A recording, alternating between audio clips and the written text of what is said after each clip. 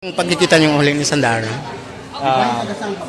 Dapat, hindi, gines niya ako dun sa show nila sa Korea, Battle Trip. Dun sa Battle Trip, ano yun eh, parang silang dalawa ng partner niya, may kalaban sila, pupunta yung kalaban niya sa Vietnam, siya, Pilipinas yung pinili. Tapos maghahanap siyang place kung saan ipapasyal yung mga tao, may budget lang siya. Bago pa siya pumunta dito, sa akin siya lagi nagtatanong ano yung mga places to go. Ayaw niya yung Palawan at Boracay kasi gamit na.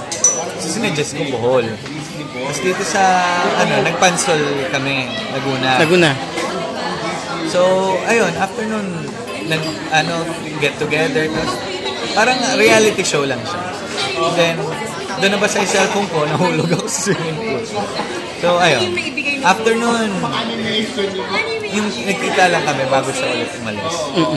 Babalik naman na siya after 1 month. So, sa mga kabatch mo ba, si Sandara lang lagi ang nakakabanding mo? Or sila...